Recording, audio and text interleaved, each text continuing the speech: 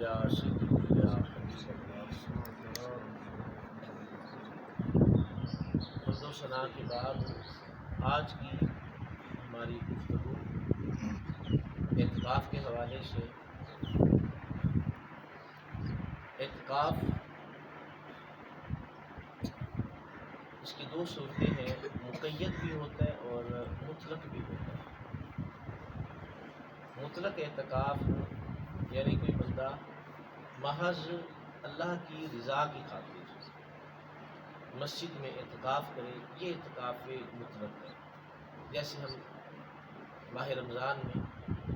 آخری عشرے میں اعتکاف کیا کرتے ہیں، مطلق اعتکاف۔ دوسرا اعتکاف مقید اعتکاف، یعنی اس کو کسی چیز کے ساتھ قید کر دیا گیا ہے۔ جیسے کسی نے نظر مانی کہ میرا فلاں کام ہو گیا تو پھر میں اعتکاف کروں گا، ایک دن کا اعتکاف کروں گا، یا میں ماہ رمضان کے آخری عشرے کا اعتکاف کروں گا اگر میرا وہ کام ہو گیا۔ اگر میں شفا یاب ہو گیا مسجد میں اعتکاف کروں گا، تو اب اس نے اپنے اعتکاف کو اپنے شفا یاب ہونے کے ساتھ قید کر دیا، اپنے کام کو پورا ہونے کے ساتھ قید کر دیا، تو یہ اعتکاف مقید ہوتا ہے۔ شرعی اعتبار سے اس کی پھر آگے اور قسمیں آ جاتی ہیں۔ اعتکاف واجب بھی ہے، ایک اعتکاف سنت موقدہ بھی ہے، اور اعتکاف پھر مستحب مندوب ساری قسموں میں آ جاتا ہے۔ واجب اعتکاف وہی اعتکاف کہ کسی چیز کی نظر مانی ہے کہ میرا یہ کام ہو گیا تو میں یہ اعتکاف کروں گا، تو اس صورت میں اعتکاف واجب ہو جاتا ہے۔ میں شفا یاب ہو گیا، میں اعتکاف کروں گا، تو اللہ رب العزت نے اس کو شفا دے دی، تو اب اس کے اوپر واجب اعتکاف کرنا، یہ واجب اعتکاف ہے۔ سنت موقدہ جو ہم ماہ رمضان میں کرتے ہیں، ان دو صورتوں کے علاوہ باقی جتنی بھی صورتیں وہ سارے کے سارے مستحب اور مندوب ان چیزوں میں آ جاتے ہیں۔ مستحب ہے بھی نفلی اعتکاف کر لیا، وہ 1 گھنٹے کا بھی کر سکتا ہے، 1 دن کا بھی کر سکتا ہے۔ ماہ رمضان کا جو اعتکاف ہے یا دیگر اعتکاف جو واجبی اعتکاف ہے، ماہ رمضان کا اعتکاف اور واجب اعتکاف، ان دونوں میں روزے کا ہونا شرط ہے۔ روزے کے بغیر یہ اعتکاف نہیں ہوتا۔ رسول اللہ صلی اللہ علیہ وآلہ وسلم نے ارشاد فرمایا لا اعتکاف الا بالصوم، کہ اعتکاف روزے کے ساتھ ہی ہے۔ رسول اللہ صلی اللہ علیہ وسلم نے آپ نے جتنے بھی رمضان پائے آپ نے ان میں اعتکاف کیا، اس سے اس چیز کی اہمیت کا اندازہ لگایا جا سکتا ہے۔ ماہ رمضان میں اللہ رب العزت اپنا رنگ اپنے بندوں پر چڑھاتا ہے، جیسا کہ اس حوالے سے کئی بار گفتگو ہوئی کہ روزے کی حالت میں بندہ گناہوں سے پاک ہوتا ہے، اللہ رب العزت گناہوں سے پاک ہے، تو یہ والا رنگ اللہ رب العزت اپنے بندوں پر چڑھاتا ہے۔ اللہ رب العزت کھانے پینے سے پاک ہے، ماہ رمضان میں بندہ صبح سے لے کے شام تک بھوکا پیاسا رہتا ہے، تو اللہ رب العزت اپنا یہ رنگ بندوں پر چڑھاتا ہے، نہ کھانے اور پینے والا۔ اللہ رب العزت نیند اونگ سے پاک ہے، راتوں کو جگا کر یہ والا رنگ اللہ رب العزت اپنے بندوں پر چڑھاتا ہے۔ اب ماہ رمضان میں آخری عشرے میں اعتکاف کا آخری صاحب اسلام نے اعتکاف کیے، اس کی ترغیب بھی دی، تو جب بندہ اعتکاف میں آ جاتا ہے وہ سراپا نیکیاں کرنے والا بن جاتا ہے۔ وہ جو روزے کی حالت میں کچھ وہ دنیاوی معاملات ہوتے ہیں، سارا کچھ ہوتا ہے، اعتکاف کی صورت میں سب کچھ ختم ہو جاتے ہیں، وہ تمام کے تمام اس کی توجہ اللہ کی جانب ہو جاتی ہے۔ اب وہ نیکیوں پر نیکیاں کرتے جا رہا ہوتا ہے، اللہ رب العزت اپنا یہ والا رنگ بندے میں چڑھانا شروع کرتا ہے۔ حضور صلی اللہ علیہ وآلہ وسلم نے اعتکاف کیا، آپ کے لیے ترکی خیمہ لگایا گیا۔ اب اس سے یہ بھی پتہ چلا کہ اعتکاف میں وہ جو ہم چادریں لگا دیتے ہیں تو یہ جائز ہے، اور رسول اللہ صلی اللہ علیہ وسلم کی سنت کے مطابق حضور صلی اللہ علیہ وسلم کے لیے ترکی خیمہ لگایا گیا۔ آپ نے پہلے عشرے اعتکاف کیا، پھر دوسرے عشرے کا بھی اعتکاف کیا، پھر تیسرے عشرے کا اعتکاف کیا، اور آقا صاحب السلام نے اپنے خیمے سے سر باہر نکالا اور صحابہ سے ارشاد فرمایا کہ میں نے شب قدر کو پہلے عشرے میں تلاش کیا، مجھے نہیں ملی، میں نے دوسرے عشرے میں تلاش کیا، مجھے نہیں ملی، پھر مجھے آ کر فرشتوں نے خبر دی کہ یا رسول اللہ شب قدر کو آخری عشرے میں تلاش کیا۔ اس سے پتہ یہ چلا کہ اعتکاف کا ایک مقصد شب قدر کو تلاش کرنا بھی ہوتا ہے، کہ آدمی وہ عبادت کرتا رہے، اللہ رب العزت کی طرف ڈور لگائے رکھے، یہاں تک کہ تاک راتوں میں وہ نفلی عبادات کرے، وہ صلاۃ التسبیح پڑھے اور شب قدر کو تلاش کرے، اس لیے کہ ایسی شب ہے کہ جو 1000 مہینوں سے افضل ہے، بڑی ہی بابرکت شب ہے، 1000 راتیں 1000 مہینے اس ایک شب قدر پر قربان ہیں۔ تو اس سے یہ پتہ چلا کہ اعتکاف محض کوئی سونے کا پروگرام نہیں ہے، بندہ کہے کہ میں چلو 10 دن آرام کر لوں گا، سوتا رہوں گا، یہ کوئی اعتکاف نہیں ہے۔ اعتکاف میں وہ بندہ اس فقیر کی مانند جو کسی مالدار شخص کے دروازے پر جا کر بیٹھ جاتا ہے اور کہتا ہے کہ جب تک تم کچھ نہیں دو گے یہاں سے اٹھوں گا نہیں، وہ مل مار کر بیٹھ جاتا ہے، اور پھر کوئی کتنا ہی کیسا کیوں نہ ہو، وہ جب دیکھتا ہے کہ کوئی فقیر جاتا نہیں ہے اسے کچھ نہ کچھ عطا کر دیتا ہے۔ معتکف بالکل اسی طرح اس فقیر کی مانند اللہ کے در پر آ کر بیٹھ جاتا ہے کہ اے اللہ جب تک بخشش نہیں کرے گا یہاں سے نہیں اٹھوں گا، سبحان اللہ، جب تک گناہوں کو معاف نہیں کرے گا یہاں سے نہیں اٹھوں گا، یہ مقصد ہوتا ہے موت کا۔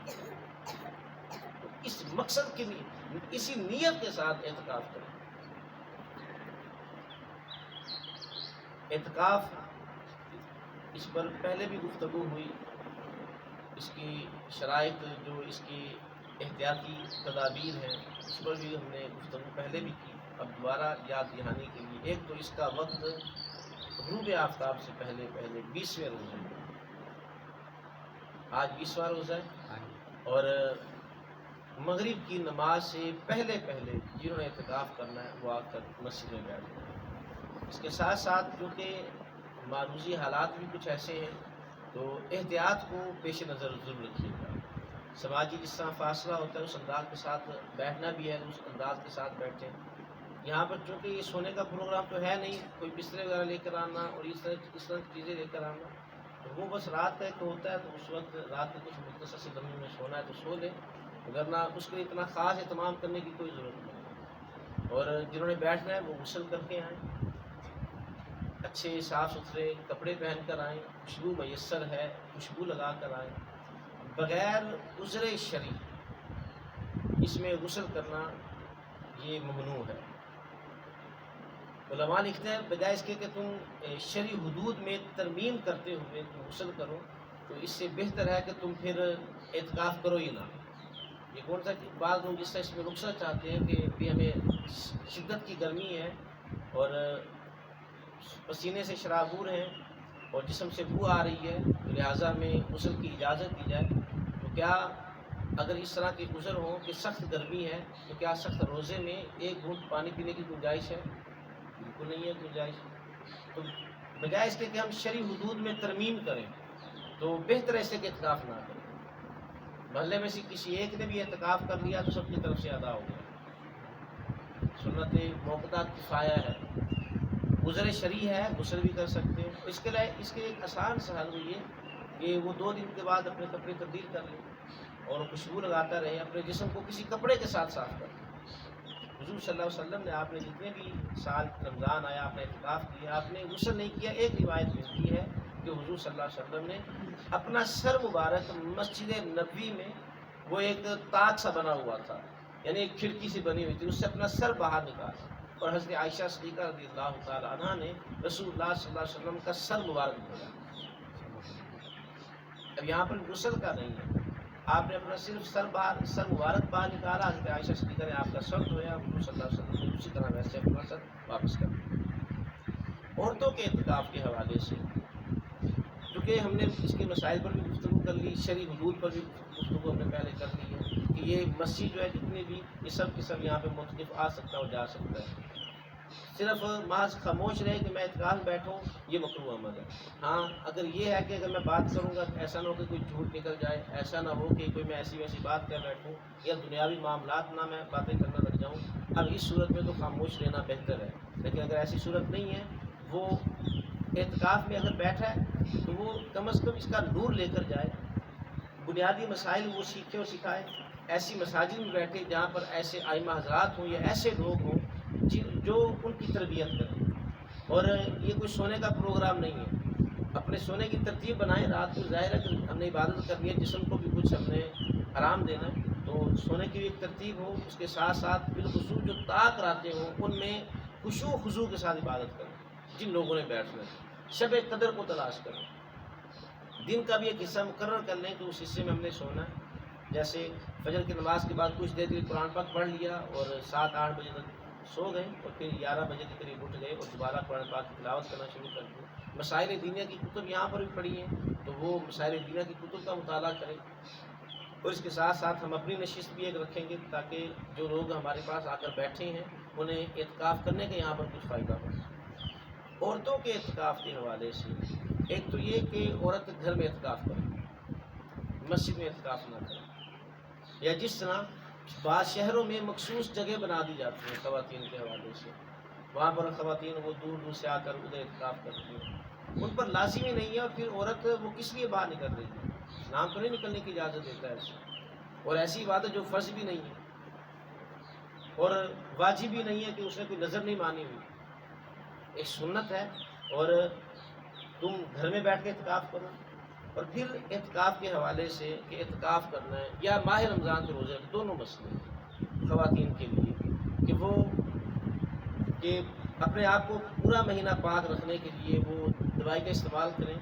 یا انجیکشن لگوائیں، یہ جائز نہیں ہے۔ اسی طرح اعتکاف کے لیے کہ میں اعتکاف میں بیٹھنا ہے، وہ دوائیوں کا استعمال کر کے اپنے آپ کو پاک رکھنے کی کوشش کریں، یہ بھی صورت جائز نہیں ہے۔ یہ صرف ایک ہی صورت میں جائز ہے کہ جب اس نے عمرہ کرنا ہے یا اس نے حج کرنا ہے، وہاں پر مجبوری ہے، یہاں پر کوئی مجبوری نہیں ہے۔ روزہ رکھنا ہے، اسلام نے رخصت دی ہے کہ اگر ایسا مسئلہ آ گیا تم باقی دنوں میں روزے رکھ لو،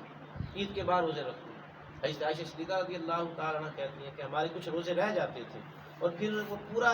سال گزر جاتا، وہ مصروفیت اتنی ہوتی ہم نہ رکھ سکتی، یہاں تک کہ شعبان کا مہینہ آتا، جو ہمارے روزے رہ چکے ہوتے تھے ہم شعبان میں رکھا کرتے تھے۔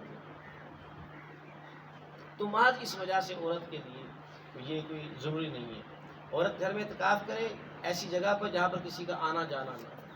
اپنے آپ کو سر ڈھانپ کے وہاں پر بیٹھے، اگر زیادہ گرمی ہے کمرے میں رہنا دشوار ہے تو اسلام نے رخصت دی ہے، وہ شہر میں آ جائے رات کے وقت۔ اور جو شہروں میں جگہ بنی ہوتی ہیں، اب ظاہر ہے وہ ایک پورا ایک بہت بڑا ایک ماحول ہوتا ہے، اس کو چلانا بھی تو ہوتا ہے، اب اس کو خواتین تو چلا ہی نہیں سکتی۔ اب جس جگہ پر انہوں نے وہ ایک اجتماعی جگہ بنائی ہوئی ہے، مثال کے طور پر وہاں پر کوئی لائٹ کا مسئلہ ہو جائے، ظاہر ہے کہ وہ عورت تو نہیں صحیح کرے گی، وہاں پر کسی مرد کو آنا پڑے گا، یہ ایک چھوٹا سا ایک مسئلہ، اور دیگر بڑے معاملات جو کہ عورت ان معاملات کو حل نہیں کر سکتی، اور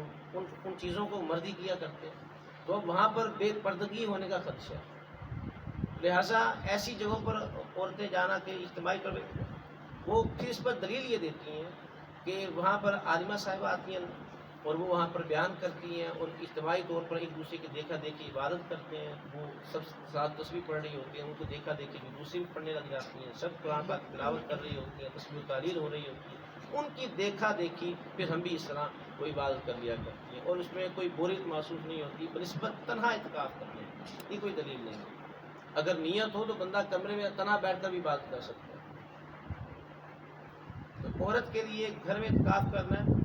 اور اگر اس کے علاوہ ایک گھر کا کھانا پکانا بھی ہے، سارے معاملات بھی ہیں اور اسی کی ساری ذمہ داری ہے، کوئی آنا جانا ملنا ملانا بھی اسی کی ذمہ داری ہے، تو ایسی صورت میں بھی اس عورت کے لیے جائز نہیں کہ اعتکاف کرے، یا تو اس کی ذمہ داری نبھانے کے لیے کوئی اور عورت ہو، کوئی اور فرد ہو جو باقی ساری ذمہ داریاں نبھائے تاکہ وہ آرام کے ساتھ وہاں پر اعتکاف کرتے ہیں۔ تو یہ اعتکاف کے حوالے سے چند مسائل تھے، اللہ رب العزت ہمیں سمجھ کی توفیق عطا فرمائے۔ معتکف وہ جنازے میں نہیں جا سکتا، کسی بیمار کی عیادت کرنے نہیں جا سکتا، بغیر عذر شرعی وہاں پر گیا تھا، واش روم جا رہا تھا، کسی نے آواز دے کر روک لیا، اس کی آواز پر نہ رکے، اور سر ڈھانپ کر جائے، کپڑا لپیٹ کر اپنا چہرے پر، منہ کو چھپا کر وہ بیت الخلاء میں جائے، وہ جاتے ہوئے کسی نے کوئی ویسی کوئی بات پوچھ لی اور یہ رک گیا تو رکنے سے بھی اعتکاف ٹوٹ جاتا ہے اس کی بات سننے کے لیے۔ تو اس لیے احتیاط، جو لوگ بیٹھنا چاہتے ہیں اس میں خاص احتیاط کریں، وضو خانے میں جا کر بالکل گفتگو نہ کریں، کوشش کریں وہاں سے وضو کر کے جلدی سے واپس آئیں۔ وصلی اللہ تعالی علی حبیبہ محمد و آلہ وصحبہ۔